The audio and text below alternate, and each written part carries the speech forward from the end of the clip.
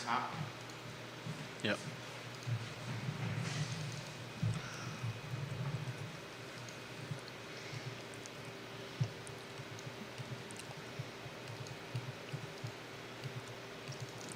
All right, guys, we're going to get rocking and rolling here on the I Love CVille show very shortly. Do me a favor, like and share the show. Please like and share the show anywhere you are watching. And we'll rock and roll here in about 30 seconds. We'll get the headlines on screen here. What do you think, maybe about 15 seconds there, J-Dubs?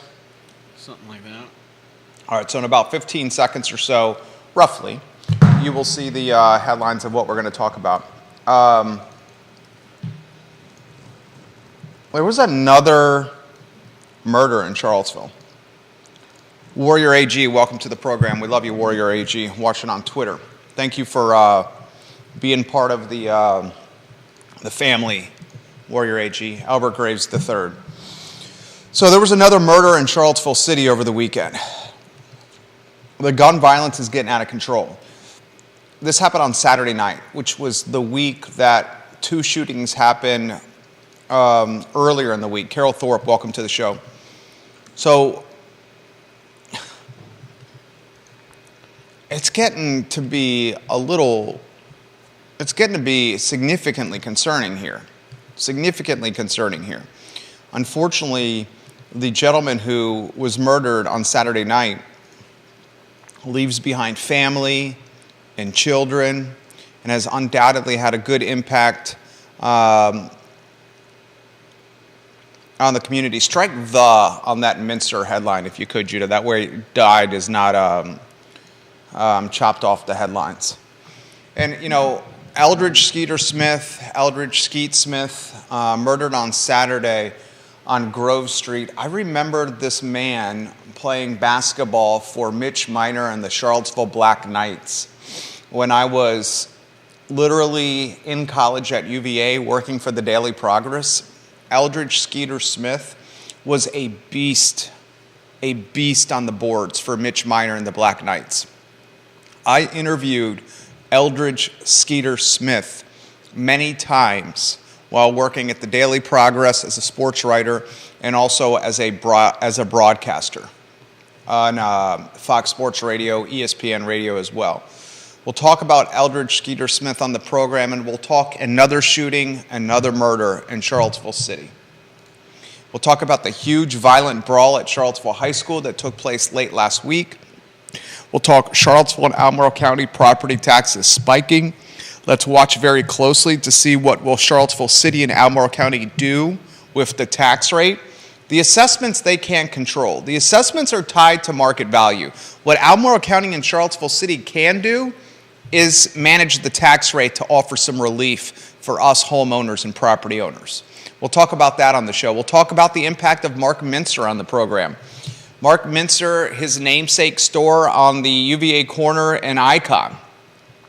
The influence he has had not only on the UVA corner, but for generations of UVA students that had part-time jobs there, or students like me who went into Minster's with an idea and got honest and real feedback from the man. Mark Minster, rest in power. Eldridge Skeeter Smith, rest in power.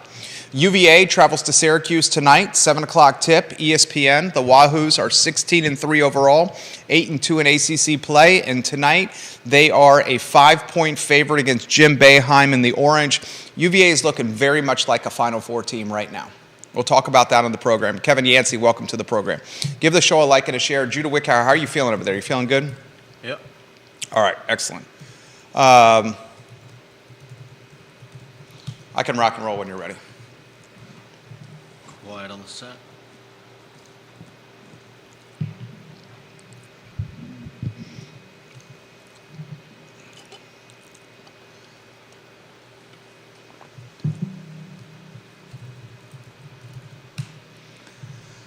Good Monday afternoon, guys. I'm Jerry Miller. Welcome to the I Love CVille show. Thank you kindly for joining us live in downtown Charlottesville from our studio in the Macklin building. Today's show presented by Scott Wagner of Scott Wagner Integrated Medicine. Scott Wagner and the team at Dr. Wagner's practice have your back. Scott Wagner Integrated Medicine. Much to cover on today's show. We'll talk the passing, the deaths of two men in this community. Fathers, friends, known commodities. Eldridge Skeeter Smith murdered on Saturday night. Mark Mincer died brain cancer over the weekend. A lot to cover on today's program as we remember two men in this community who are resting in power as we speak. We'll talk about the violent brawl at Charlottesville High School. Violence is becoming a common denominator at area public schools. And if you're a parent like me and like my wife and like so many in this community, you got to start asking what the heck is going on here? What the heck is going on here? And I will continue to ask those questions on this fine and fair talk show, guys. We'll also talk on today's show about Virginia basketball. The Wahoos travel to Syracuse to face the Orange, 7 o'clock tip ESPN. Wahoos are a 5-point favorite. Since Tony Bennett made one key change, and that key change is putting Vander Stash in the starting lineup and in place of Shedrick, this basketball team has been a completely different club. Shedrick's minutes have been cut significantly. Vander Stash's minutes have upticked significantly. You also seen a lot of Ryan Dunn in the ball game, the fabulous first year, who's taken minutes away from Jaden Gardner. These changes have made Virginia basketball potentially a Final Four team. That topic on today's show. We'll also talk some real estate assessment news. Assessments are spiking. Seville City, Albemarle County, the assessed values of your property are getting costly. Now, the jurisdictions, Albemarle County and Charlottesville City, they can't do anything about assessments. Those are tied to market value. What they can do is manage the tax rate, real estate tax rate, to offer some relief. We'll give you some perspective on that on today's program. This show is dynamic, so you, the viewer and listener, can offer your thoughts and I can relay your perspective live on air. Just put your thoughts in the comment section, and either Judah or I will relay your thoughts to our audience that is active and to the various media outlets that watch this program on a daily basis, including literally right now and today. I want to start with the Eldridge Skeeter Smith story. I'll give you the who, what, when, where, why, then I'll offer some personal perspective. 9:40 p.m. roughly on a Saturday evening a couple of days ago, Charlottesville Police Department arrived on the scene, Grove Street, the location, and they come across an SUV, and within this SUV, Eldridge Vandrew Smith, known in this community as Skeeter or Skeet, was found dead on the scene. He had been shot multiple times. Eldridge Skeeter Smith, a Charlottesville High School graduate, played basketball for Coach Mitch Miner at Charlottesville High School. I met him for the first time when I was roughly, 20 years old, maybe 21 years old. I was a third year at the University of Virginia, and I was a correspondent for the Daily Progress Sports Department. A correspondent, also known as a stringer, is a part-time worker who is looking to gain some experience to get into journalism. As a correspondent or a stringer, I was often covering high school sports. And the high school sports would be anywhere from field hockey, cross-country track, to sports that had more fan following and notoriety, like Friday night high school football or like basketball in the Jefferson District, which is followed by quite a lot of people. As a third year at the University of Virginia, there was a basketball team that often was the most talented, most fun to watch. They played an up-tempo, get up and down the floor type of game, and that was Mitch Miner and the Charlottesville Black Knights. Coach Miner, who's a friend of this program, had a way of connecting with players. He had a way of getting the best out of players. And on this particular basketball team, I was 20, maybe 21 years old at UVA. I was covering Coach Miner and his basketball team as pretty much a rookie sports writer. In fact, in a lot of ways, that was my first, taste of a professional career, I guess, if you may. And I'm sitting in the stands and I'm watching this guy who's Eldridge Skeeter Smith, just like battling on the boards and like playing with like this relentless motor. I mean, he was physical. He could jump. He could defend the post. He crashed the offensive glass. He played with reckless abandon. He played with this zest that was contagious. This basketball team had a lot of talent. Devin Gentry was on the perimeter as a point guard. Friend of the program, Kelly Richardson, was the big man, 6'3", 6'4", could jump. But Eldridge Skeeter Smith, in a lot of ways, was the heart and soul of that team. His motor, his energy, determined a lot of what his teammates would do. It influenced them. And because he was so talented, oftentimes a double-double machine, for those that don't follow basketball, when you're logging a double-double, you're getting 10-plus points and 10-plus points, 10-plus rebounds, 10-plus assists, 10-plus blocks. In Skeeter's case, it was often 10-plus points and 10-plus rebounds, which he did on a regular basis. I had the chance of getting to know him through interviews before and after games, or through interviews for player profiles, or through interviews for his place on the All-Central Virginia basketball team with the Daily Progress. He always took a moment to talk to me.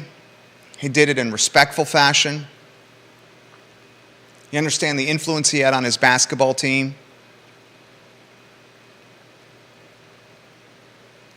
Murdered at 36 years old in Charlottesville City. A man who's a father, who shot multiple times in an SUV. And I'm just left scratching my head here, and I have been all weekend long, and I'm wondering what the heck is going on with this fair and fine city. This, about a week ago, in fact, a week ago later today, we find out a middle school student in Albemarle County is shot by Champion Brewery. A few hours later, another person shot by Champion Brewery. I've been in this town for 23 years. Came here as a first year. It has not been easy to watch this town evolve from sleepy, quiet Mayberry to what it's evolving into now, where you get up in the morning and you look at social media and you wonder who's getting shot next. I feel for Eldridge Skeeter Smith's family and his kids, and I hope Charlottesville Police Department can figure out who did this to this man. 36 years old, murdered inside a parked SUV. How many of you watching this talk show have asked this question over the course of the last 6 months? What is going on in this town? A shootout in Belmont by the I Love Charlottesville a lot sign. Once we get some more intelligence on that shootout, we realize a lot of the people involved, in fact, all the people involved, have no real ties to the city. You got a man murdered on the downtown mall outside of a bar. You got kids shooting each other in the shadows of the Omni Hotel. You got a middle schooler pierced by a bullet a week ago, a middle schooler, kind of near Champion Brewery. Now you got yet another murder.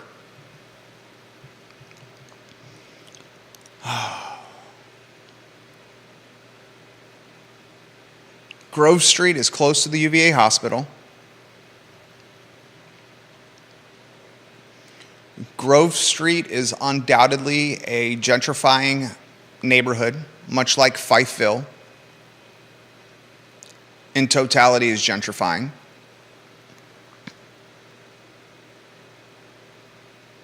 I'm just confused, you know? Are we at a time where life has so little value? Is that basically what the era we're living in now? Are young kids these days so exposed to violence on their cell phones through videos or violence in the hallways at public schools that they could care less about someone's life? Could care less about taking someone's life? About killing someone? Is this gang violence? Is this a turf war? Is this about drugs? Why has Charlottesville, over the last year, become such a hotbed for gang and gun violence? What is the impetus, the foundation? These are questions I'm wondering. These are questions that I know you're wondering. And I think our new police chief, Chief Kachis, he's got his work cut out for him because the violence is only becoming more prolific and his police department staff is becoming only more empty. About a third of the department is currently vacant. So how do you solve prolific gun violence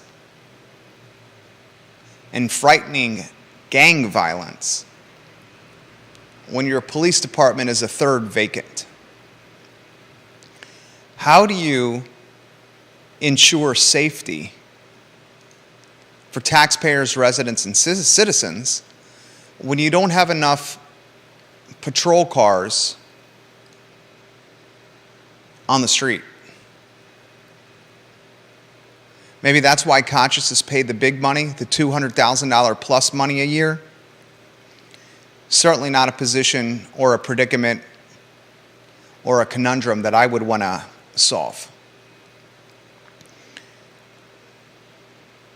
Our thoughts and prayers to Mr. Eldridge Smith's family,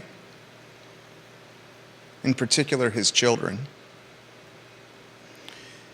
And before I get to the next topic, which unfortunately is a massive brawl at Charlottesville High School, I want to close with this.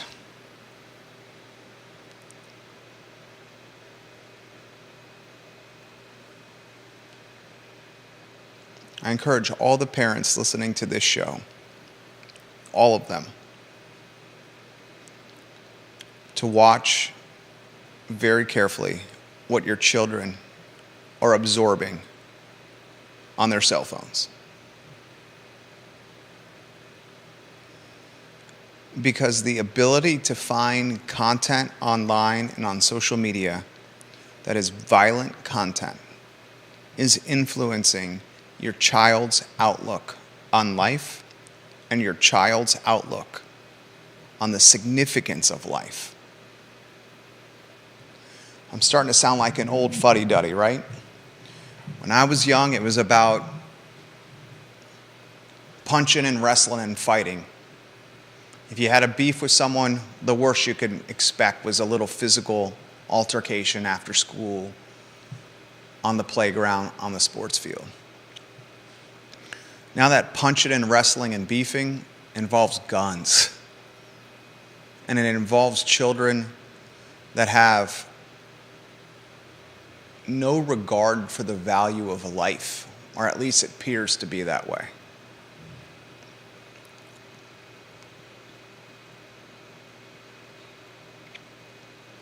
Eldridge Skeeter Smith, dead at 36. Rest in power. The next segue is to a massive brawl at Charlottesville High School. Then we'll weave Judah Wickhauer into the mix. He's the director of this fine and fair talk show.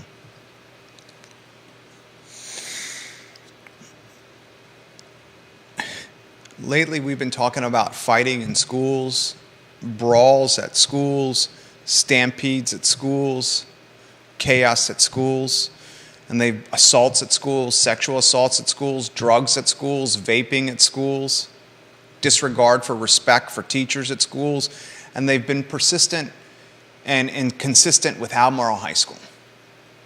Now it's Charlottesville High School. Charlottesville High School had a brawl so violent and so large and so massive that it made the newspaper and the legacy media news. The spokesman for Charlottesville Public Schools, who spoke to the media, said, and I quote, "This is not breaking news. This happens at every high school, and it's not worth reporting about." You know what I say to that spokesman from Charlottesville High School? I say that's BS.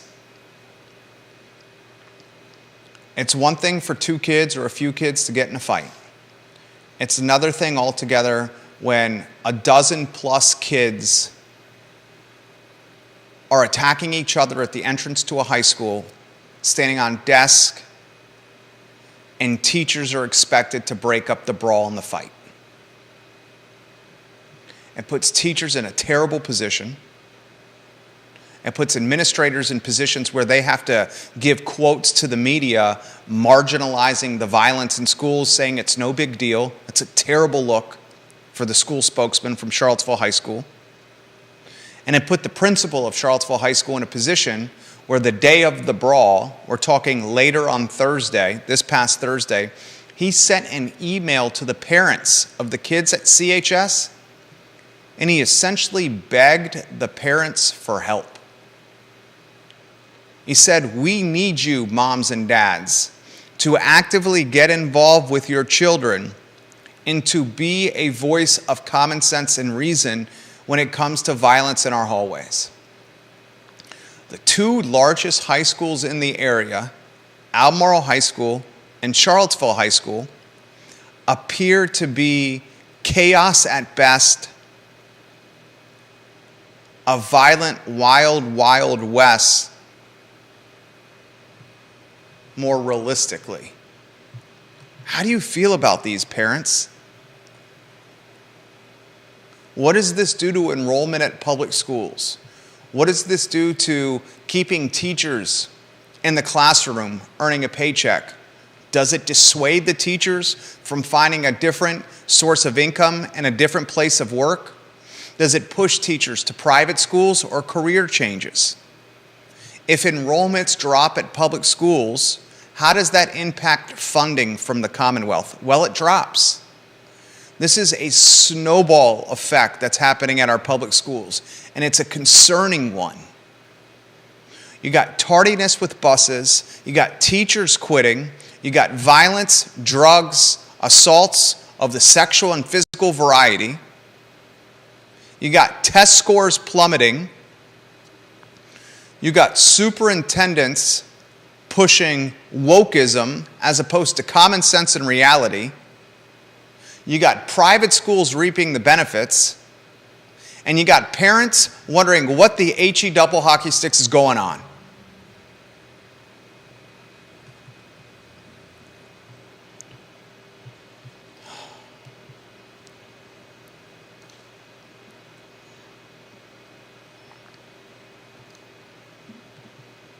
It's demoralizing. I'll be straightforward. It's demoralizing. I was corresponding with a father over the weekend through Facebook direct message. I believe he's watching now. He asked me not to use his name, and any parent or teacher or anyone who interacts with me on this show, if they ask for anonymity, by now you know I respect it and I value it, and I'm a vault when it comes to information.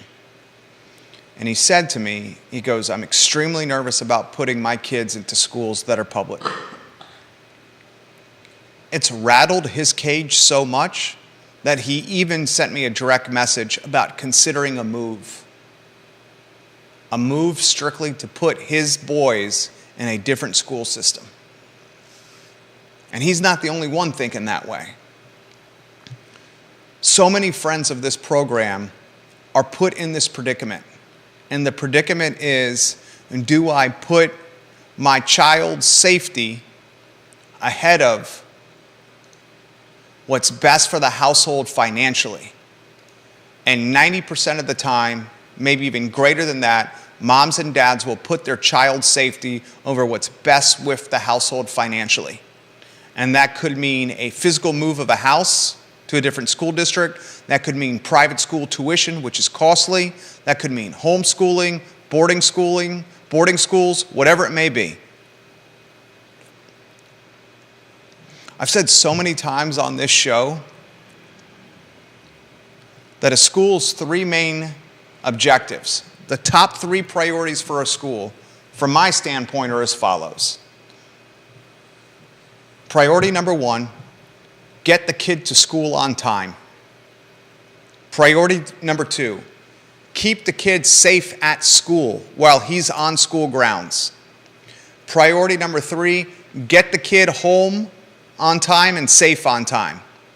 Priority four is academic performance, quality of life, and helping young men and women mature into adults. But the top three priorities for any school, get the kid to school safely and on time. Priority two, keep the kid safe while on school grounds. And priority three, get the kid home on time and safely home on time. Those three priorities, safe and on time to school, safe while in school, and home and safe on time, can we confidently feel or confidently say that our public schools are doing this right now? I don't think Albemarle High School is doing that. Do you? It's clear Charlottesville High School is not doing that.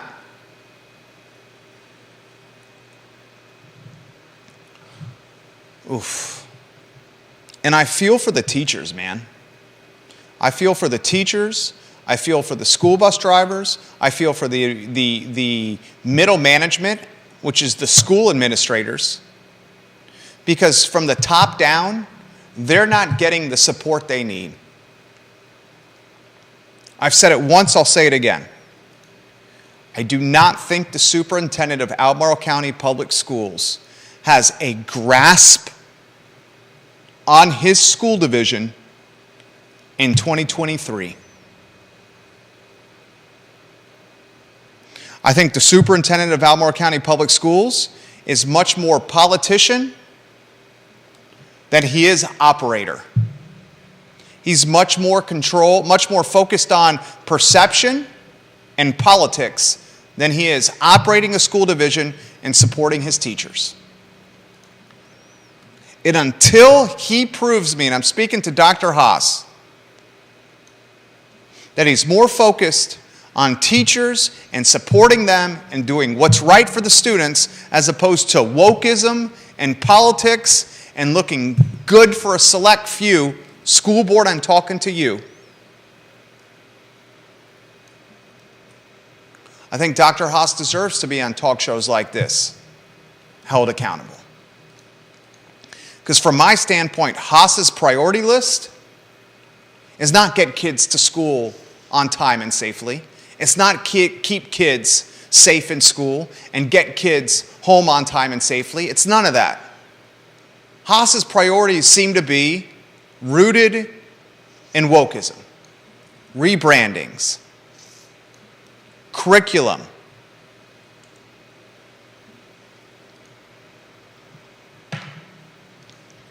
And it's demoralizing.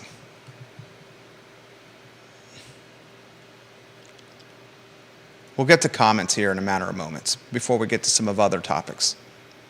I'd like to weave Judah Wickhauer into the mix on a two-shot.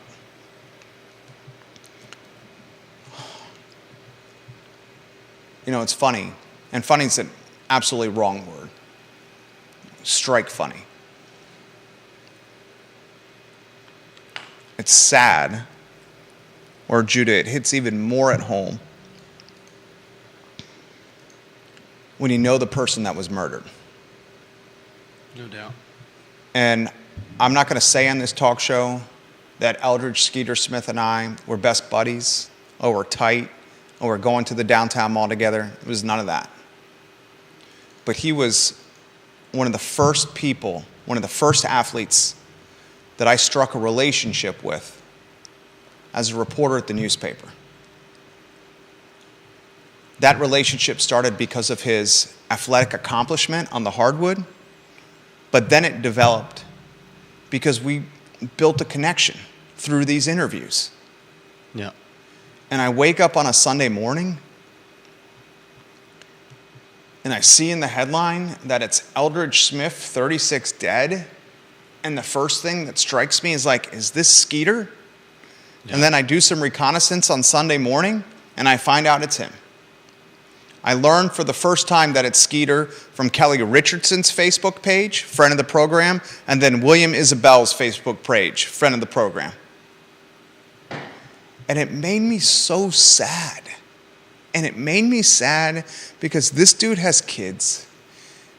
And as I've gotten older and become a father of two and a husband, I look at things so differently now because I see people as someone's son or daughter. And I think of the position that the parents are in, or the kids are in, having to bury their son or bury their father, and the grieving process that goes with it. And it's one thing to bury your son or your father or your mom or your dad when this particular person has had 85 years or 90 years of good life on this earth and happy memories. Yeah. It's another thing altogether to do it when someone's 36 years old and shot multiple times in an SUV next to the UVA hospital. Yeah. It just shows how precious life is. And it just shows you how every day you cannot take for granted what God has given us on this planet.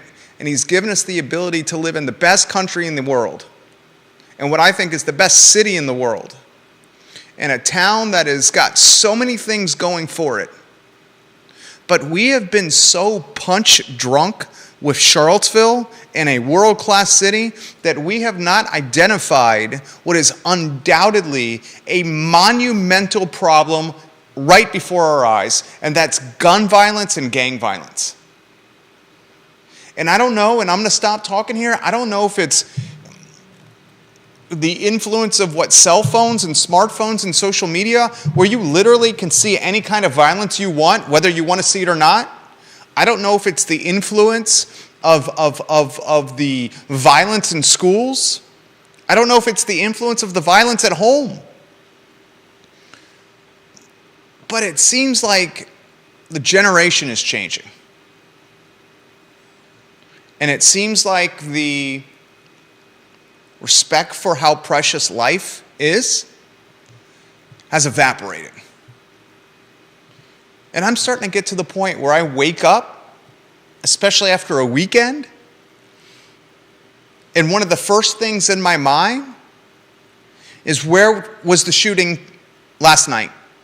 And did anyone get murdered? What the heck is that?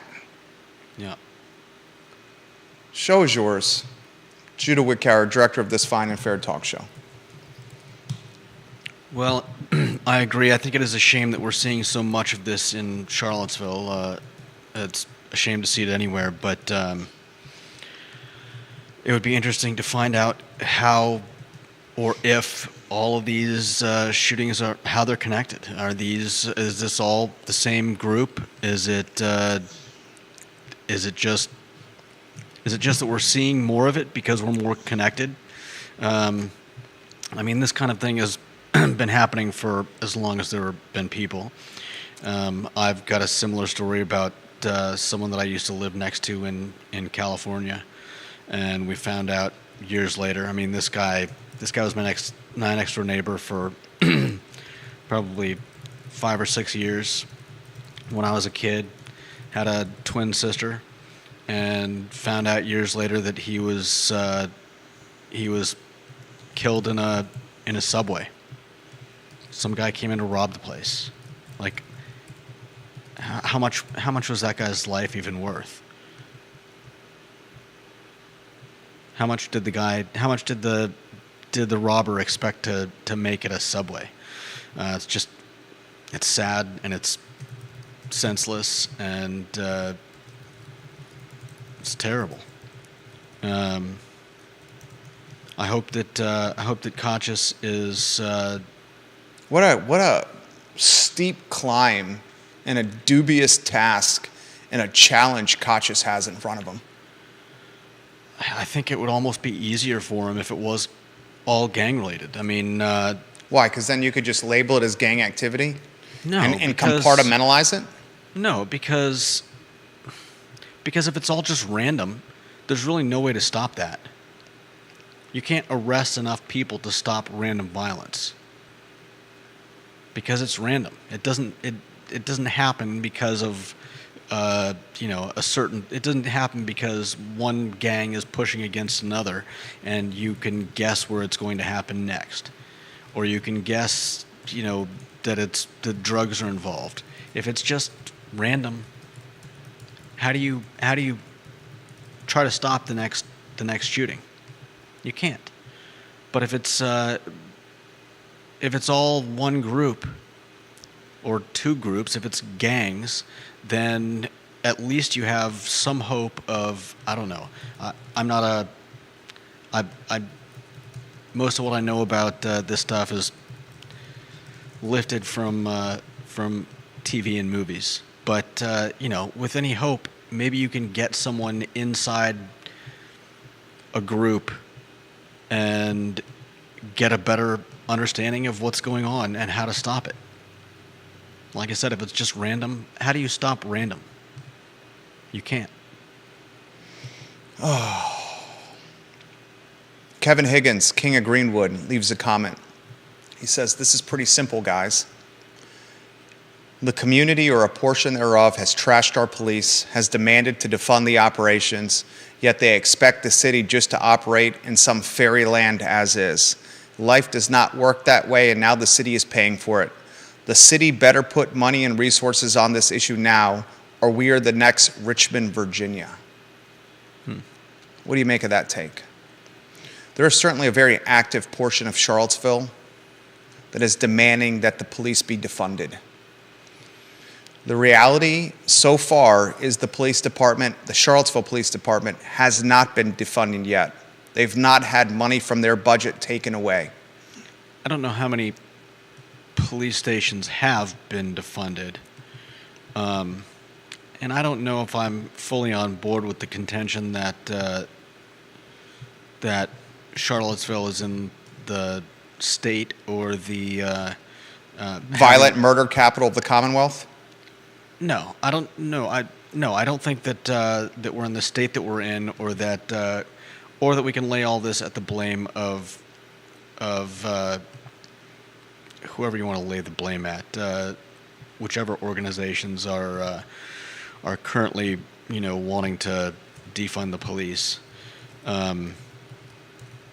There may be I could see that there may be some policemen and policewomen who may have left the force. I don't see 3/4 of our police force leaving Charlottesville because some people. A third.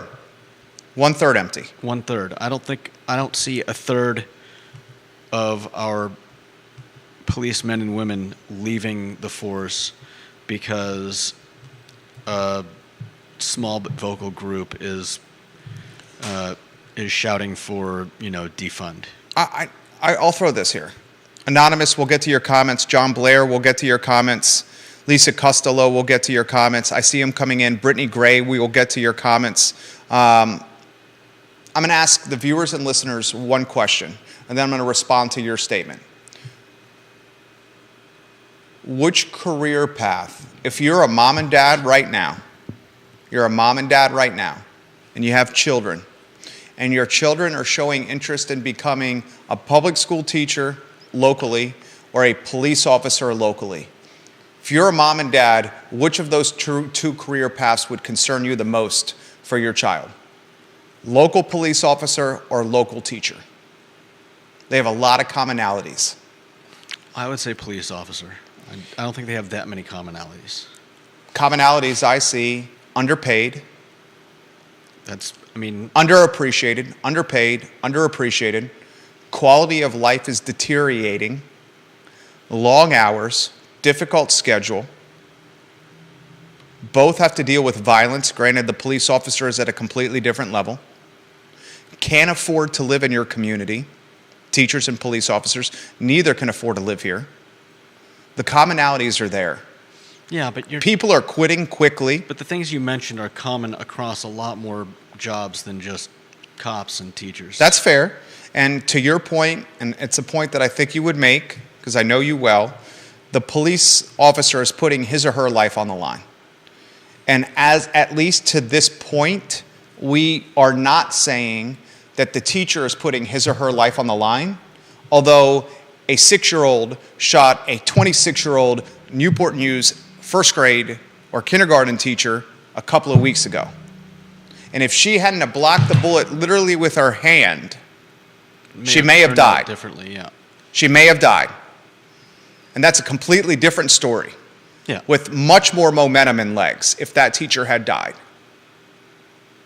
Thank God she put her hand up. She sacrificed her hand, let a bullet go through her hand, did this, the stop mechanism, and that friction kept her basically alive.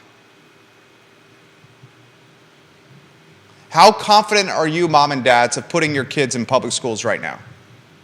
How confident are you, mom and dads, of letting your son or daughter go to the downtown mall while you are watching a live band play the Ting Pavilion for Fridays After 5?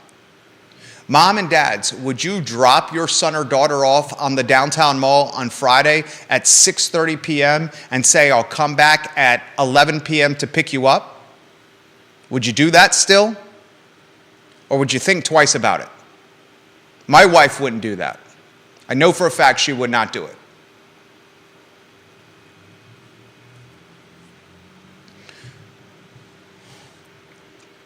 To your point about gangs, and you want them to be connected, this violence. I mean, I don't want them to be. But it's a good point. At least it's a playing field that you could use to investigate. Yeah. That's your point, right? Yeah, logically to me it just seems like that would be an easier case to track, so to speak, rather than just, random. I mean, random people going crazy and shooting people in Charlottesville? I mean, that's terrifying in and of itself. But it seems like that would be a lot harder to figure out. Agreed. Senseless violence is senseless, and investigation requires some type of understanding or making sense of happenings and clues, and if there's no order, then it's a lot harder to figure something out. I'm gonna throw this to the viewers and listeners, and I catch heat for this statement all the time. I stand by the police with significant loyalty, significant vocalism, and significant commitment. Yeah. I stand by the blue. And I would encourage viewers and listeners of this talk show, if they hear people in this community say, defund the police, marginalize the police, knock the police, to tell those folks that are offering that narrative, you say, stop it. I don't want to hear that anymore from you. Mm-hmm. Say that to the people that are saying, marginalizing the folks, marginalizing police officers. Say, stop it. If you're a police officer for Charlottesville Police Department, think about what you're thinking right now. Gang violence or gun violence is at an all-time high for Charlottesville City. We're about to talk about real estate assessments going through the roof. We've already identified a portion of the community throw shade and talk smack about police officers. It's extremely expensive to live here. Yeah. Why would you stay with a badge at CPD right now? Part of the community is throwing shade and talking smack about you. Housing is costly and out of control. And gun violence and gang violence is spiking at levels we've never seen in Charlottesville history. Of course you would think about going to one of the counties that's adjacent to Charlottesville City, getting higher pay and living in an area that's more affordable, that's not nearly as violent, and when you, the police officer, you're considered a hero there. Where Charlottesville City, a portion of the community thinks you're what? I mean, how would you characterize what the socialists call them? I mean, they write it all over the place. I see it. That mailbox across the street from the I Love Seville studio on Market Street? ACAB. How long has that graffiti been on that mailbox? At least a year or two. Years. Yep. There's a mailbox across from the I Love Seville studio on Market Street, what, half a block from the police department? That has a hateful message about the police department. Yeah. How many of the police officers leave the garage and drive by that blue U.S. mailbox that's on the side of the road and see that hateful message? Yeah. All of them. All of them. Probably every day. Probably every day. And that's certainly not the only place that you'll see that. No, it's everywhere in this town. Yeah. When did the police officer stop being a hero?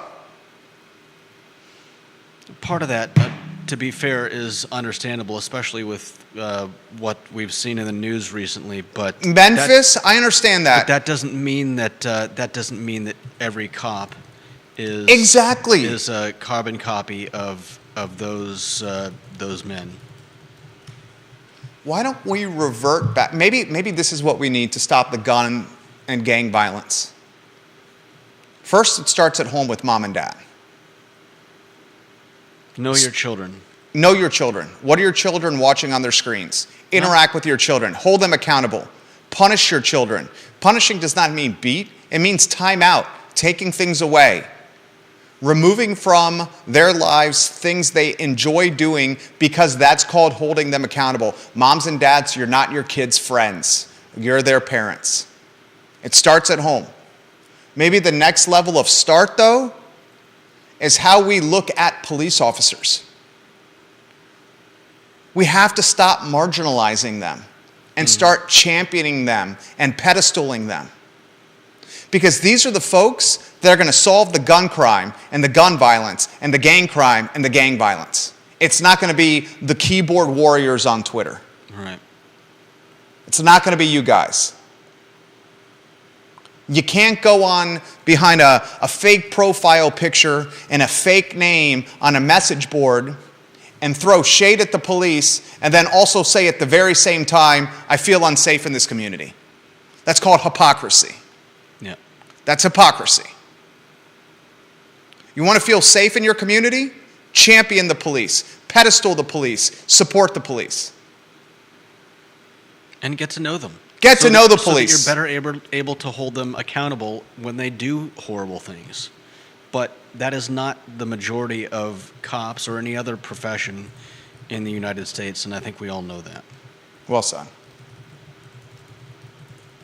One of our favorite clients is watching the program, Judah. Ida Thornton. We love Ida. Ida's a great person. She's a great person. Ida has police in her family.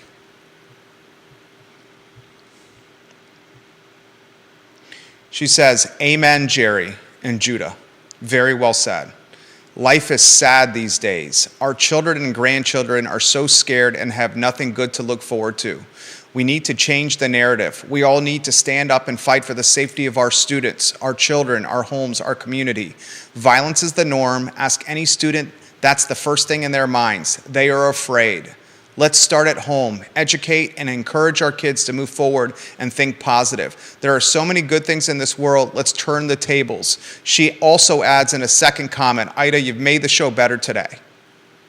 She says, in the police world, her husband's a police officer. I believe she has son-in-laws that are police officers or sons. She says, in the police world, no one will ever understand the impact it has on these men and women, not to mention their families. They put their lives on the line every minute of every day, on duty or off duty. Put the resource officers back in the schools. Put the police back on the streets to be a part of the community again. Take the city council out of the decisions and let the chief be the chief, not the city council that has no idea what it's like to be on the job. God, it's so good. So good, Ida. Obviously, I wear my emotions on my sleeve. And viewers and listeners of the show have seen the ugly of me wearing my emotions on my sleeve. And they've also seen the good. And I hope today is one of those days where you see the good. I'm just not going to stand anymore for people knocking or hating or throwing shade or lambasting police officers that are making less than the cost of living here, putting their life on the line to drive by a blue United States Post Office mailbox on Market Street to see a nasty slur about them every day. Yeah.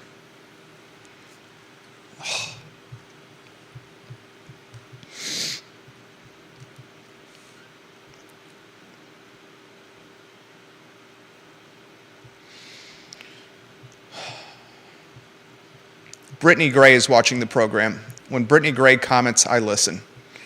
She says, Albemarle High School was a mess in 2005 when I attended, and it still is. Albemarle High School embodies politics before people, she says. Brittany Gray also adds this. She's a mom, a wife, a businesswoman. She's going through law school, and she has goals of being a judge one day. Brittany Gray also says this. Today's culture hates cops to a point no one wants the job of protecting and serving anymore. Brittany Gray says, so easily it can all go wrong. Abuse of power is a real issue, and because of people who should not have ever been given a badge, we've lost many great people willing to stand. Hence, our small community is now stuck with troublemakers and no recourse. Brittany Gray also says, much of the defund the police messages have been infiltrated through our school systems. That statement resonates with me. I will say this again from Brittany Gray, and I want to unpack this statement because this one's really resonating with me here, okay? Brittany Gray in Fluvanna County says this, much of the defund the police message has infiltrated our school systems. You want to go first on that one?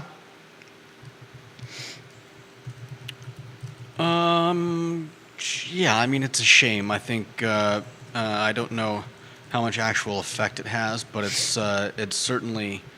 I mean, they took the police officers out of the schools, J-Dubs. But what does that... I mean, I get that, but that wasn't because of the students. The defund the police movement has scarlet-lettered officers. And because of this defund the police movement, police officers literally have been scarlet-lettered and aren't seen in the same positive light as they were, say, when did the defund the police movement start? I would say around the murder of George Floyd in Minneapolis. Certainly when it picked up and found its voice, so to speak. Yeah, it gained significant momentum then. But it's people like the school boards that are the ones that are dropping the SROs from schools. The school boards are doing that correct. That's absolutely correct. But are the school boards being influenced by the defund the police movement? I would say yes. You look at the school board, say in Albemarle County. They tend to be very liberal.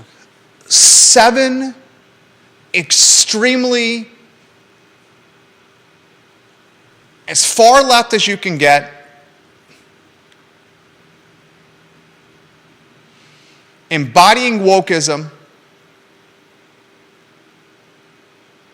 that don't understand the day-to-day operations of hallways and classrooms, but instead are politicians looking to climb a political ladder. Katrina Coulson is the chairwoman of the school board, and she's running for delegate in Richmond, House of Delegates. The school board, unfortunately, has become a political springboard Yeah. where candidates or actual school board members are more focused On their next step. on the next step as opposed to operations in the classroom and the hallways and safety. Yeah. And understanding what all of that actually means, rather than just taking a knee-jerk reaction and saying, "Oh, this is what's best for, this is what I think is best." I don't know how many of them are actually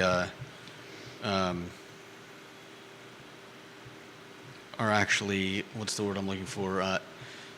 Not educated enough. That's not what I'm trying to say. Aware, cognizant. How many of them have studied in a field or what am I trying to say? Experienced, How many of them actually have the experience, the understanding, the know-how. to tackle these problems?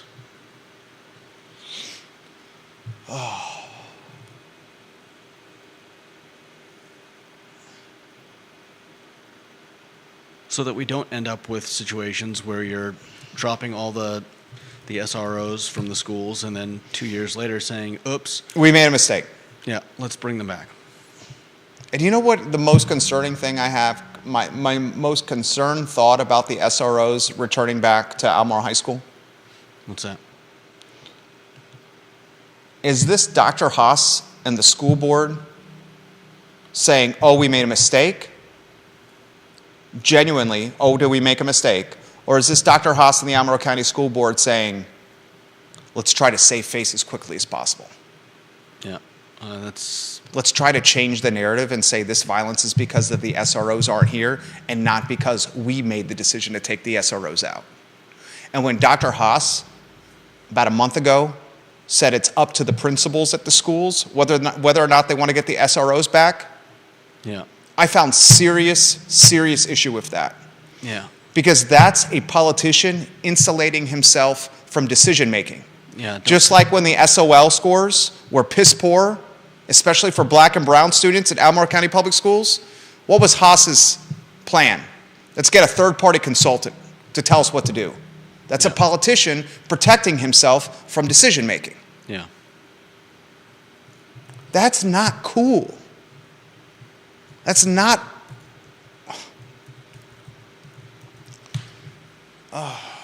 Like I said, are these people qualified to make the right decisions for our children? Maria Marshall Barnes is commenting. I believe this is Maria Marshall Barnes' first comment on the show. Is that correct, Maria Marshall Barnes? I don't recognize your name, but I'm extremely grateful for your participation today. She says SROs are needed in every Albemarle school. I'll say. She said kids are scared at school. I would be. Dude, the superintendent of the school called the bathrooms at Albemarle High School gang bathrooms. Yeah. Literally, Dr. Matthew Haas called the bathrooms at Albemarle High School gang bathrooms. This is the superintendent calling them that. I want everyone to think about that. And also someone who doesn't want SROs in the schools or didn't want them. Who was the So if first... he's admitting this. Keep going. I apologize for interrupting. No, I clearly didn't want SROs in the schools, and now he's admitting or calling them gang bathrooms. Clearly there's a problem, and clearly we need people who are willing to take a stand and make decisions for that have our children's best interests at heart, and not just virtue signaling. Well said. Judah Wickower, well said.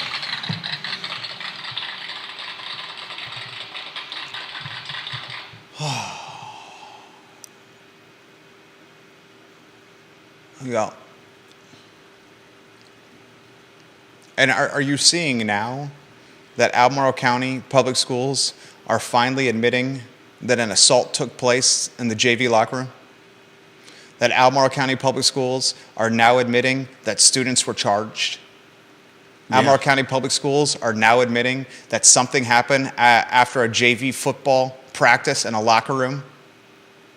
Well, it sounds like they've been asked the question often enough that it's pretty much impossible to hide. I understand their I understand their unwillingness to talk about, to name names, because these are minors, and I think they're definitely in the right in keeping those names out of public records, at least in terms of newspapers and reporters. But all I asked on they this show, should address the issue. yeah, who was the first to report anything in Central Virginia about an assault in a locker room after a JV football practice? Who was the first? Us.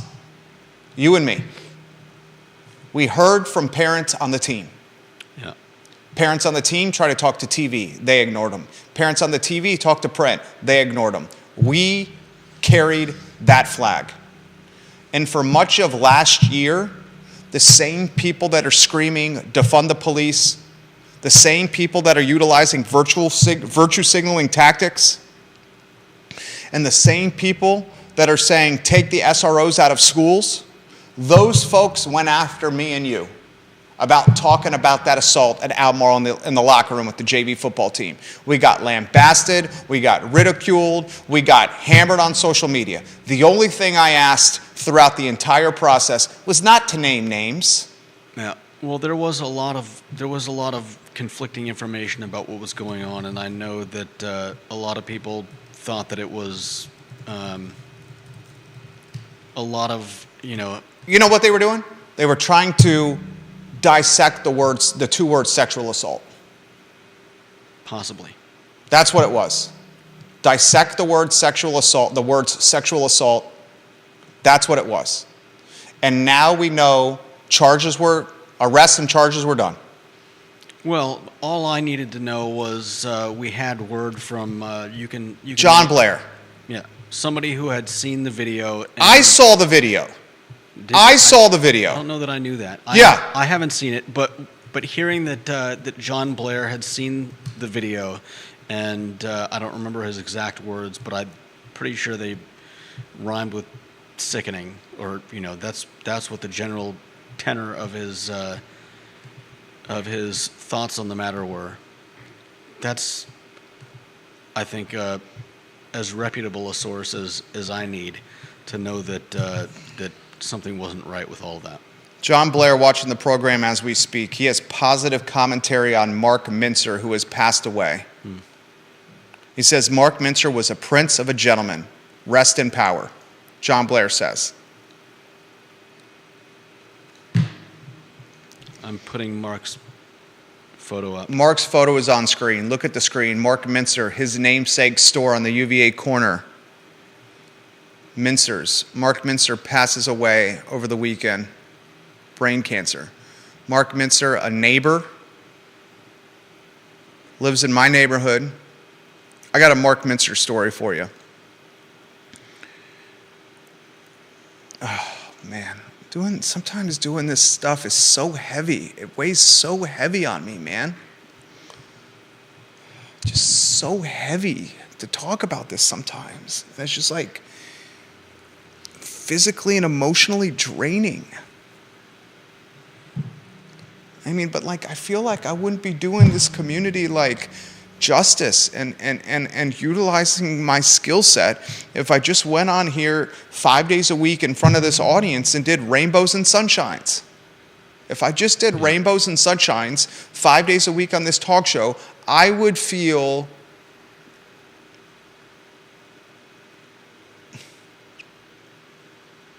like I was not living up to expectations or what was asked of me. I walked into Mincer's, I don't know, maybe 13 years ago. Started this business 15 years ago in May. VMV Brands and I Love CVille, the brands you see here behind me, are 15 years old in May. 13 years ago, I walked into Mincer's. And I asked for a meeting with Mr. Mincer. Didn't know Mark at the time outside of going into Mincer's on the UVA corner and buying some sports gear, and he was always there. I said, may I have a meeting, please, with Mr. Mincer? Mr. Mincer stops what he's doing, takes me to his back office in Mincer's. And I said, Mr. Mincer, I'm developing this brand called I Love CVille. Here's the logo. And I'd like to get this far and wide, and perhaps we can do some kind of JV, a joint venture, where you carry my I Love CVille shirts at your store. We can even do them on consignment if you'd like, where you don't pay for them up front if you don't want to see how they sell, and then I check in with you every couple of weeks to see if any units have sold, and I can get paid for the shirts or the gear that did sell then. He took at least half an hour to 45 minutes of his busy day during the work hours, sat me down, and walked me through the t-shirt and apparel business. He said, this is what you got to do from a sizing standpoint. These are the sizes that are going to sell. I encourage you to get this brand of shirt that is less boxy, like the Gildan t-shirt is like you're wearing like a trash bag. It's not form-fitting. Yeah. Instead, I suggest these two brands for you to do the shirt because they're more form-fitting. These are the sizes that are going to sell the most quickly. These won't sell as much. I like that you went with this orange and blue shirt, but not everyone likes orange. I know this firsthand because I have a store that's tied to UVA football, and I have to sell different color apparel. Yeah. Because not everyone wants to wear orange. He told me about selling online. He told me about margin, about markup. He told me about vendors and how I should get my clothing, where I should get my clothing, who I should do business with. It legitimately was a 30 to 45-minute meeting.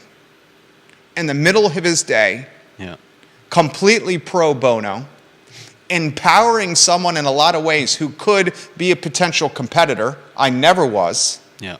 What he's doing is iconic. And I walked out of Mincer's 13 years ago, not only with a ton of knowledge, not only invigorated to get after I Love CVille and to grow it,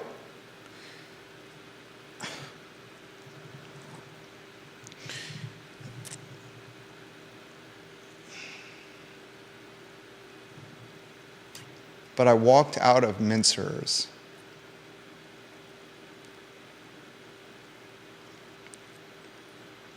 realizing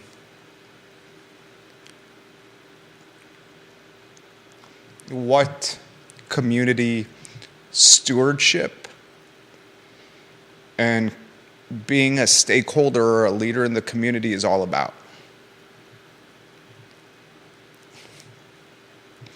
He didn't have to talk to a 27-year-old or take a meeting, or he could have said he was too busy, or he could have said I wasn't interested, and all that would have been fine. Instead, he spent over half an hour just being a good guy.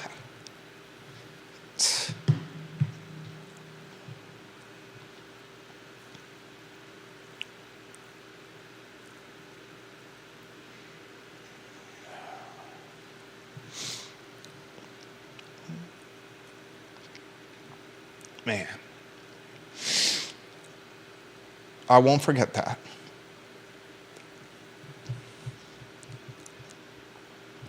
You know, and I hope one day I will get to be in a position to do the same. And my genuine hope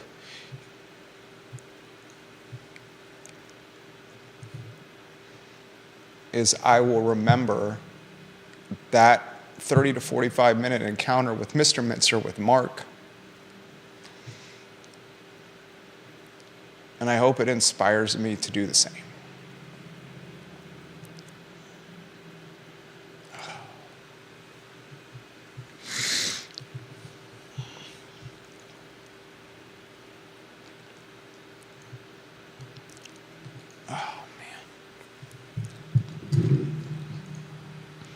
So funny, man. Wake up on Sunday and you see the death of two people you know, two different kinds of death, one murder, the other brain cancer, but both shake you to the core the same way.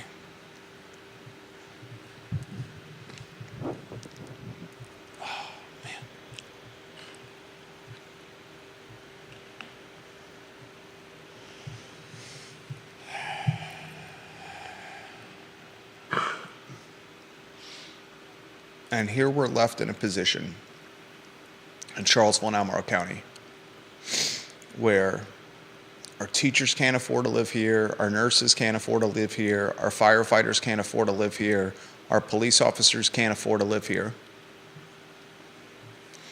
You look at your assessments that are coming out now, and I hate to make this about money, but the assessments that are coming out now, whether it's Albemarle County or Charlottesville City, and they're jumping 10 percentage points plus for all of us on average. This may be just anecdotal because there's no actual proof, but I did see someone recently mentioning that they just bought their house within the last year, and their assessment is up 35%. Ours specifically, my family and I's, on the year, up almost $800. That's over 2 payments. You got your June payment and your December payment. But over $800 is a lot of money. Yeah. I mean, how many grocery runs for a family of 4 is that? My wonderful wife manages that aspect of our family, but 800, family of 4, call it 175 for a family of 4. That's at least 3 or 4. I mean, you're talking 4 to 5. Yeah. 4 to 5. And through hard work and through some strategic risk taking, we can afford that additional 800. But how many cannot? Yeah. How many cannot? Right. How many are on fixed income or retirees or out of work? Mm-hmm. And then what does that do to violence? And what does that do to people that want to keep food on their table or their bills paid, and they're stuck in a corner and they got no other, and they feel like they got no other choice? Yeah.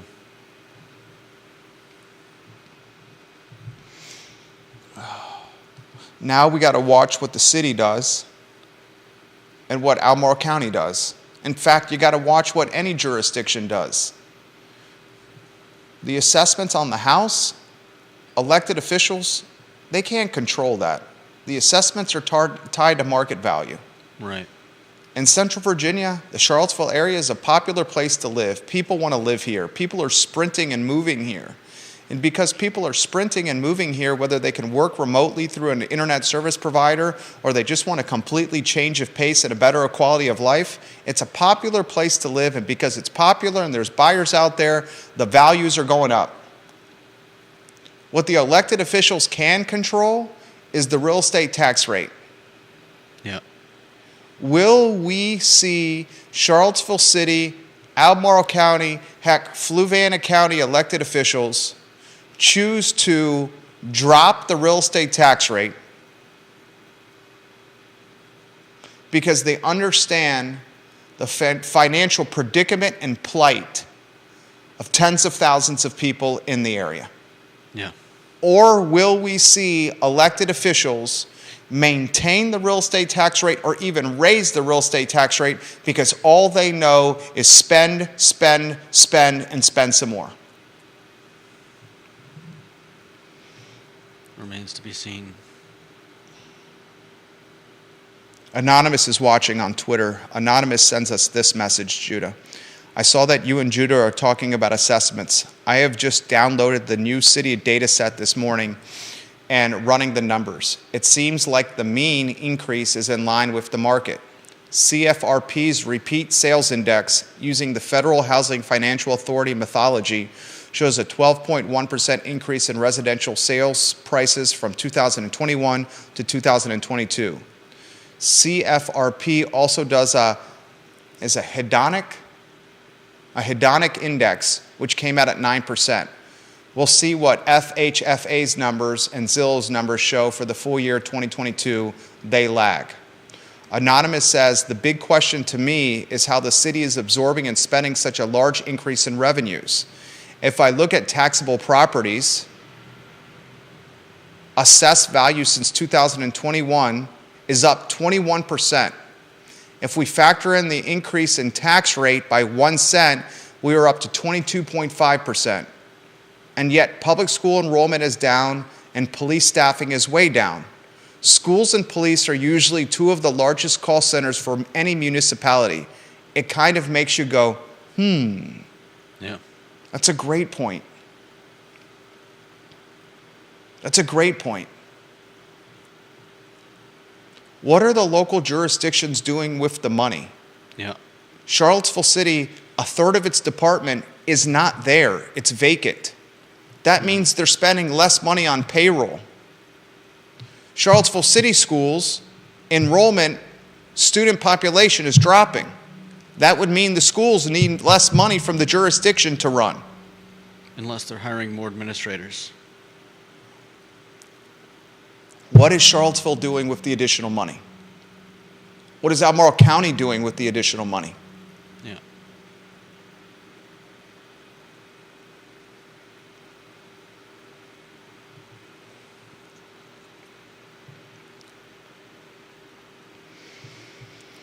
Carol Thorpe says the assessment for my house in the Jack Jewett district is up over 19.6%. That is astronomical. Yeah. That's crazy. We live in the Keswick area, and ours, just from a dollars and cents standpoint, is up $800 year over year.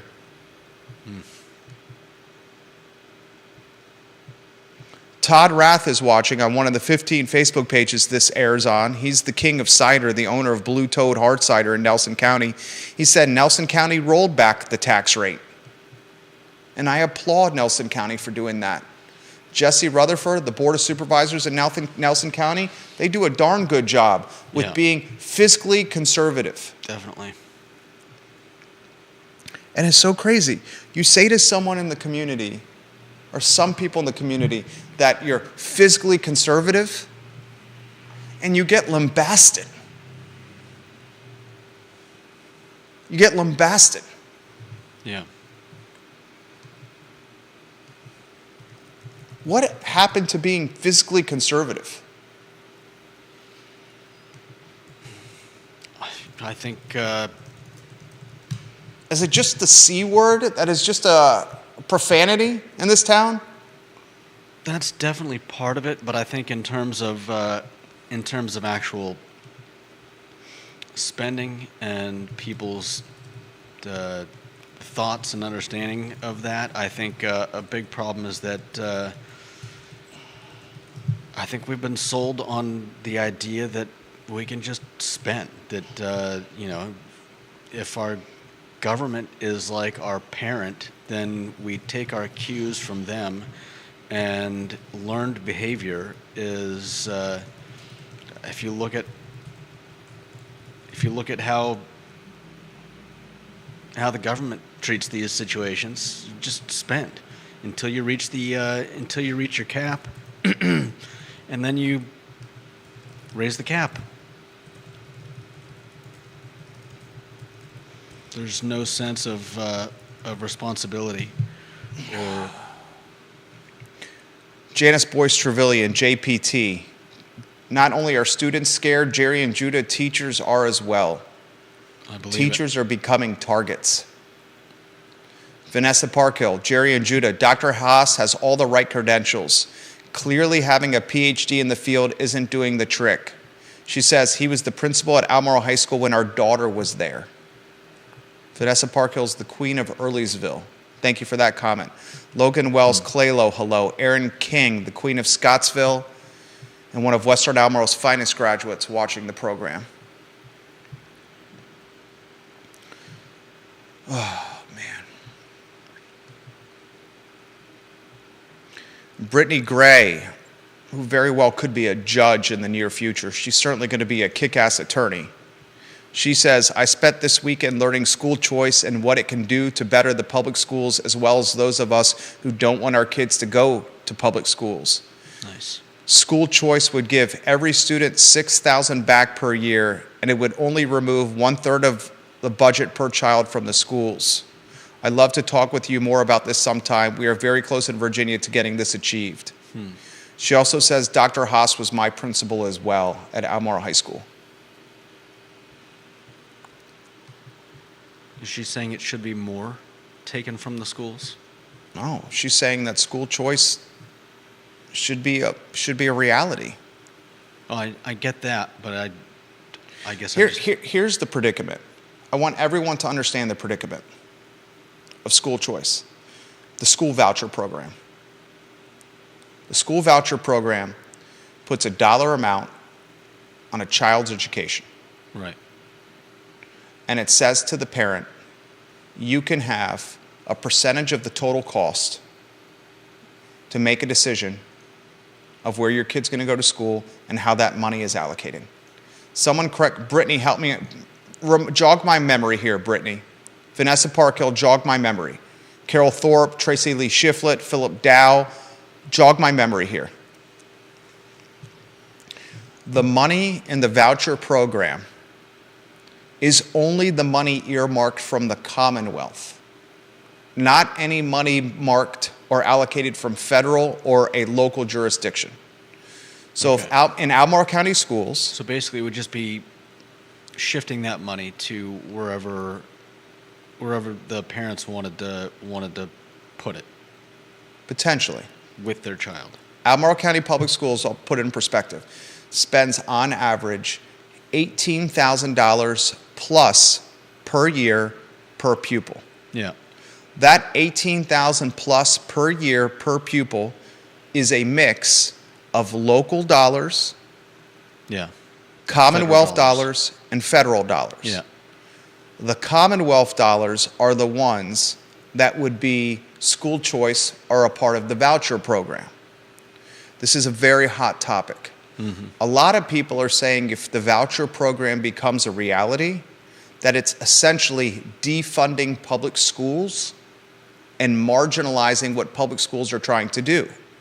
Yeah. The folks that are in favor of the voucher program, school choice, are saying, not so fast, my friend. The voucher program could alleviate overpopulation in public schools. Yeah. And when that overpopulation becomes more manageable and less populated, then public schools may have a better quality of life and better performance because teachers are teaching less kids, which means more hands-on time, Yeah. less fights in hallways because it's Right. less overpopulated. Quality of life is better. Yeah. Parents then get the choice to determine what that $6,000 is used for. Some parents would say, heck, I just want my kid to stay in public school. I don't want the $6,000. Other parents could say, maybe I'll use that $6,000 for homeschooling or charter schools. Maybe I'll use that $6,000 as a way to help cover the cost of a private school. Yeah. It's a hot topic. Mm-hmm. There's no clear-cut right answer. Yeah. Arizona, one of the first to utilize the voucher program. The governor of Virginia, Glenn Youngkin, a huge proponent of the voucher program. The school voucher program is about a whiskers hair away from becoming a reality.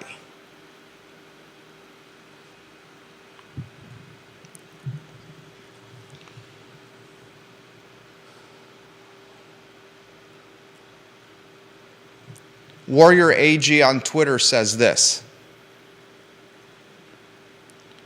why would the police officers in Charlottesville stay with the Charlottesville Police Department?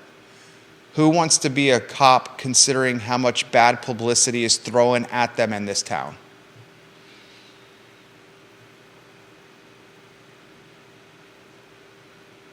Warrior AG in Western Albemarle, also known as Albert Graves III. Thank you for watching today. Tweet, respond back to Warrior.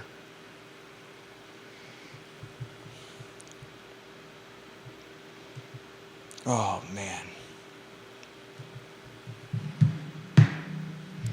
Todd Raff says this: the city of Charlottesville should take a good hard look at Rochester, New York, which was once an amazing place much like Charlottesville. Now Rochester, New York is one of the most dangerous cities in the United States of America.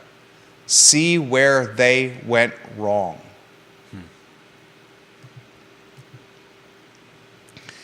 If you're an elected official in Albemarle County, you're an elected official in Charlottesville City, or an elected official in any jurisdiction, why would you be micromanaging what the police department does?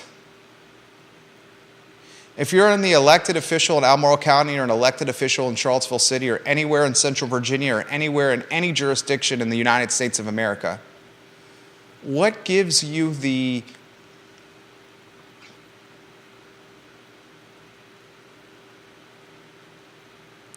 entitlement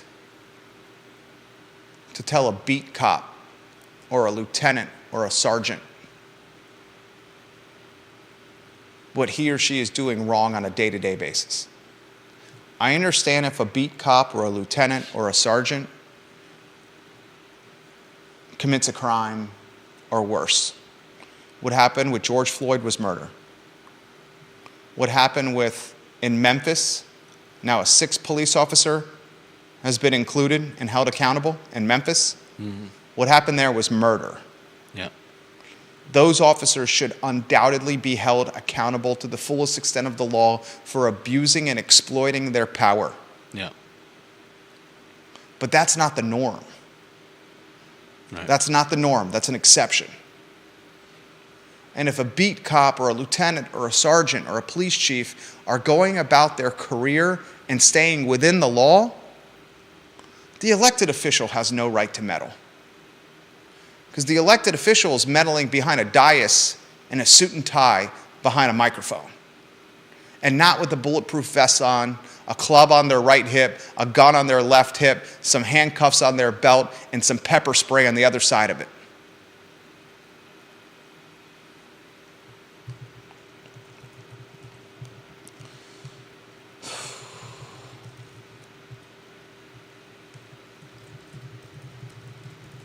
All this puts so much into perspective for me. How do you go about talking about the UVA men's basketball team being a 5-point favorite and traveling to Syracuse tonight to face Jim Boeheim? How do you go about talking that Tony Bennett has cut Caden Shedrick's minutes and given them to Vanderstash, and he's cut Gardner's minutes and given them to Ryan Dunn? How do you go about talking about the consistency of Franklin on the perimeter, and the fact that Kie Clark is having the best year of his life, or the fact that Reese Beekman is a pro, or the fact that first-year McNeely coming off the bench is as good a sharpshooter as we've seen since Kyle Guy? How do you talk about that on the Monday after Eldridge Skeeter Smith was murdered in the shadows of the UVA hospital on Grove Street with multiple bullets penetrating his SUV, or Mark Minster died of brain cancer after positively impacting this community for 60-plus years? Yeah. How do you talk about it?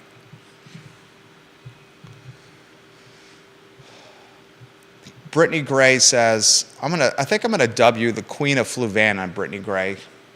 You deserve a moniker. You made today's show better, and you comment often. I've missed your comments of late. I'm gonna say you are now forever known as the Queen of Fluvanna County. I will read this comment live on air now. Jerry, you are correct. State funds from the Commonwealth would assist and can roll over. Wow, all the way into college. I did not know into college that money could be, the 6K could be rolled all the way into college. Give me more perspective on this, and then I'll research it even more after the show. I understood the Commonwealth dollars could be utilized for homeschooling or charter schools or private schools. But the money from the Commonwealth can be rolled into college tuition? Is that correct, Brittany? Could you also store the 6K if you don't use it and then use it all at once in a lump sum for a freshman year in college? I don't know. I'm genuinely asking that question. Interesting.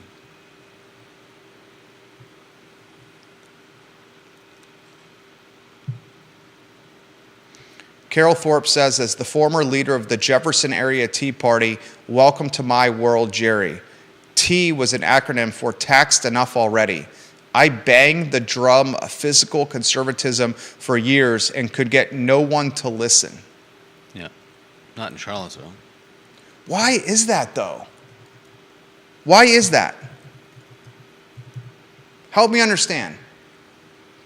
The socioeconomics, the anthropology, the sociology, just the makeup, the mindset. Help me understand. It could be the proximity to UVA. We have a lot. What? Higher education breeding? Not higher. Fill in the blank. Higher education breeds. Not necessarily higher education breeding, but I mean, it's hardly news that that college campuses are largely left-leaning, which isn't to say that everybody in college is left-leaning, but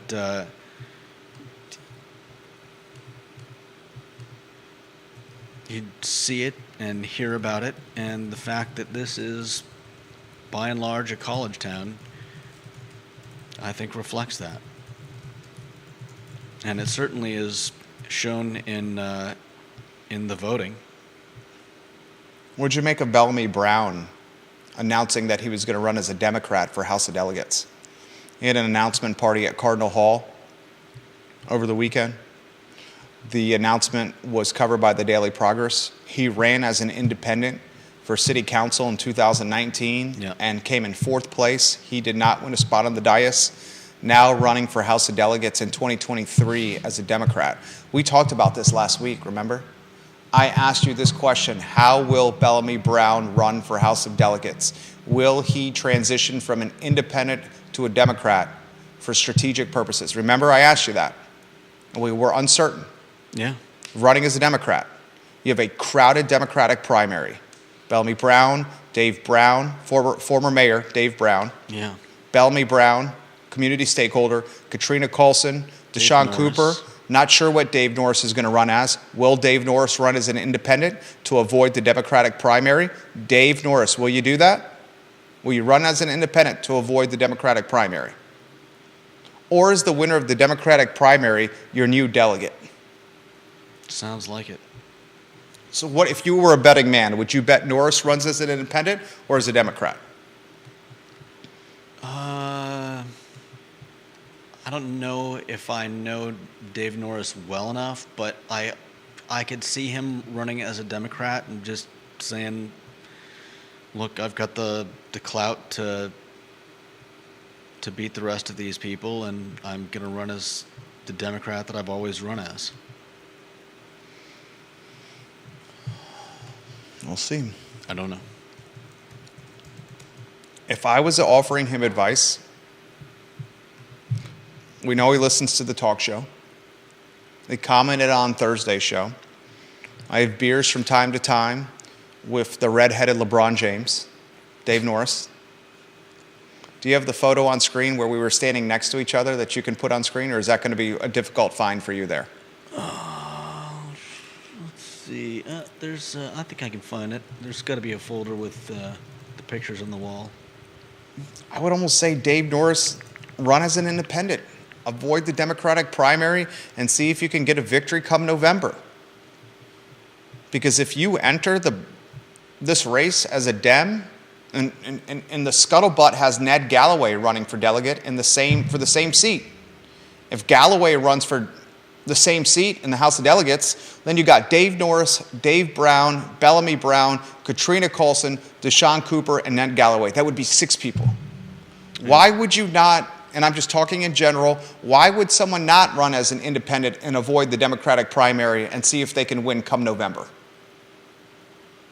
Is it because the district is so blue that running as an independent would scarlet letter you and keep you from winning?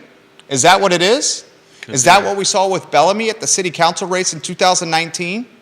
Is the House of Delegates race, because it includes parts of Albemarle County, more purple? Has the political complexion of the district changed from 2019 till now? We certainly saw Youngkin pull it off, beat McAuliffe. Has the political complexion or the political identity for this district changed since 2019 to now? Are people more realistic and more focused on conservative family values, empowering teachers and officers, and focused on their child in schools? Or is it still as blue as the district has ever been? We're going to find out. Yeah. Ida Thornton leaves a comment. Amen, amen, amen. I love you guys. You have hit it on point each and every time you're on air. Wake up, people. Listen to these words of wisdom and help make our world a better place. Speak out. Put your spare time into what matters in life. Life matters. Everyone's life. Stop the violence. Start the healing. Thank you, Ida, for your comments today. We love you, Ida. We sincerely do. You're one of our favorite clients. You got the red-headed LeBron James's photo?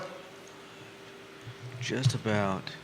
Man, he took a picture next to me and I was looking up to him. I'm like, this is the red-headed LeBron James right here. Tracy Lee Shiflett, in a nutshell, it comes down to leadership. Oh, man.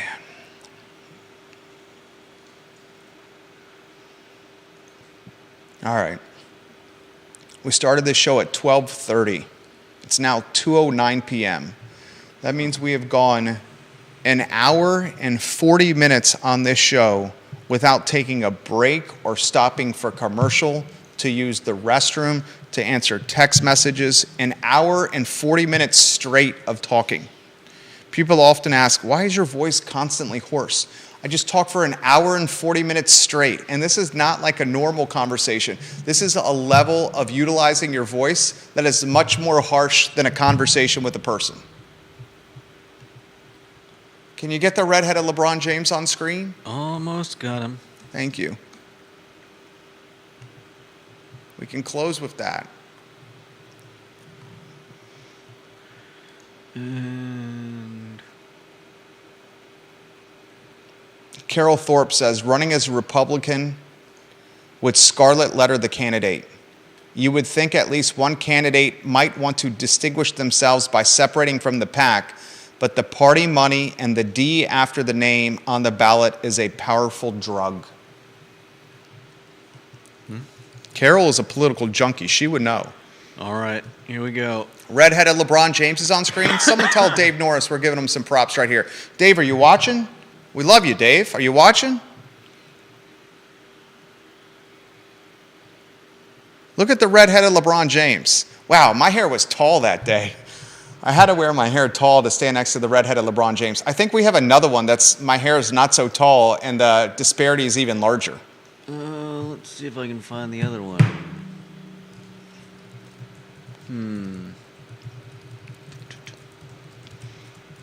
Where's that other one?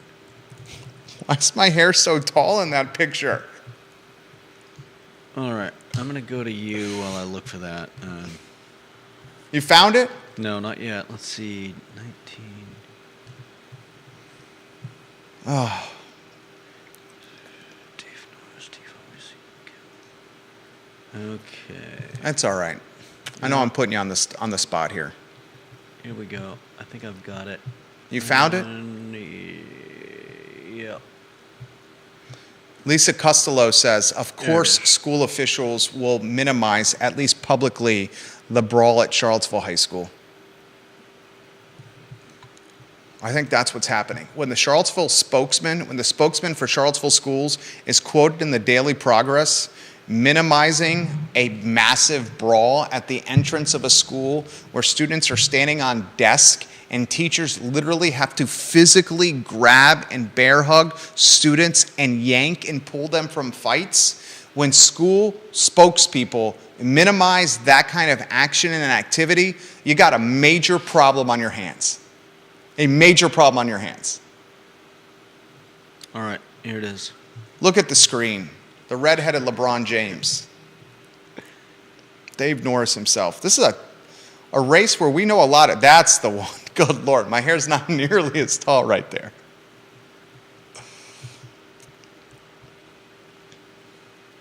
You know what the challenging thing is? And we'll close on this. In the 2019 Charlottesville City Council race, we got to know Mayor Lloyd Snook before he got elected really well. He's right down the hallway. We have an advantage of seeing him more often. Yeah. We got to know Michael Payne. He came on this talk show like 5 or 6 times. We got to know Cena McGill, and we got to know Bellamy Brown. Right?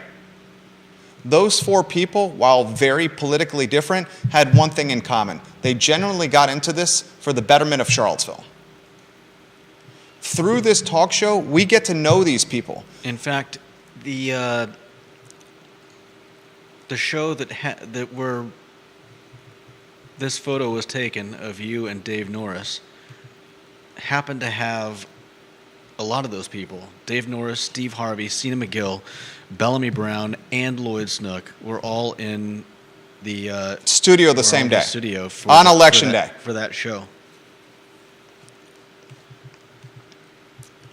Thank you, Ida Thornton. Thank you for those kind words, Ida.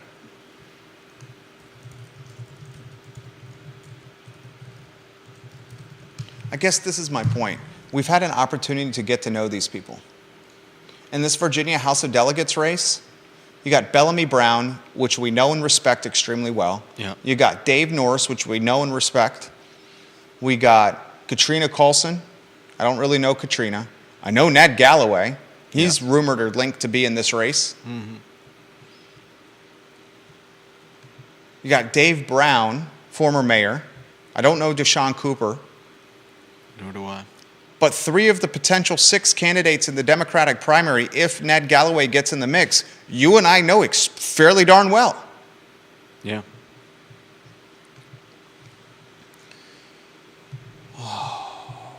There was a comment here from Katie Pearl. I want to get to the comment from Katie Pearl. KTP, are you still watching? I'm a huge fan of Katie Pearl. Katie Pearl is the queen of Whitehall. Yes, I think she is still watching. And Katie Pearl looks at life through a common sense lens.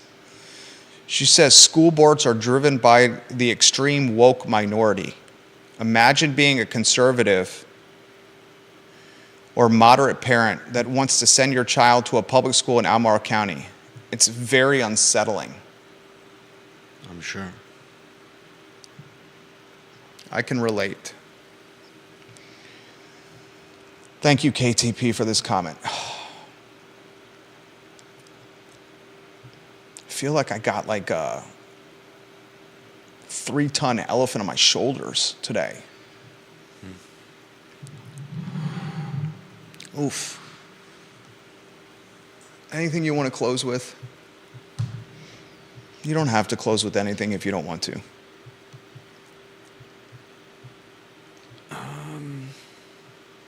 Let's see.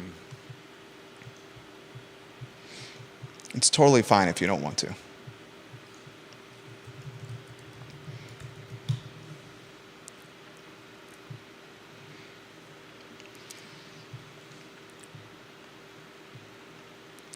Is that a pass? Yeah, I don't think I have anything for us. I'm sorry. That's no need to apologize. Totally fine.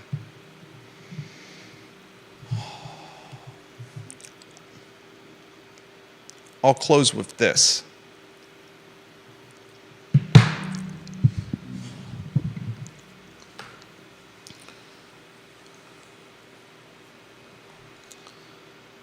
I think we might have the most, I'm going to choose my words carefully. I think we may have some of the most significant local elections in area history in front of us this year. You take Albemarle County. You have 4 positions on a 7-member school board up for election this year. 4 of 7. These 4 people will be on the school board for the next 4 years. So this campaign cycle, we are electing majority control on the school board. Take the Board of Supervisors. There's 6 people on the board. This campaign cycle, we're electing 3 of 6 members on the Board of Supervisors. In Albemarle County alone, school board control is up for election, and 3 of 6 spots on the Board of Supervisors up for election. Charlottesville City, 3 of 5 spots are up for election in the city of Charlottesville. 3 of 5. Mm-hmm. 3 of 5. Yeah. So you have majority control up for re-election on the school board in Albemarle, 3 of 6 spots up for election on the supervisors of Albemarle County, and 3 of 5 up for election in Charlottesville City. You got a completely redrawn district for Sally Hudson's seat. She's challenging Creed Deeds. That opens up her seat in the House of Delegates. You already have 5 people that are Democrats that have announced for that. Scuttlebutt has Ned Galloway jumping in the mix. That would be 6. You got Hudson challenging Creed Deeds in the Virginia Senate. Mm-hmm. Yeah, it's an off year. There's no presidential race. There's no governor race. That's an off year. But I can make a very convincing argument that you're looking at one of the most important election cycles in an embattled, uncertain, violent, concerning area that we live in. How would you describe the schools? Concerning, violent, underperforming, inconsistent, leadership issues? How would you describe council and supervisors? Spend, spend, spend, spend, tax, tax, tax, tax. You can make a legitimate argument that you're looking at one of the most important 10-month periods of time now until November that Albemarle and Charlottesville City have seen in some time. I hope you enjoyed today's talk show, man. I can't bring more authenticity or be more genuine than I was today. I can't be more authentic than I was today. That's the show. Judah Woodcower is our director. My name is Jerry Miller. Thank you kindly for joining us, guys, on a Monday.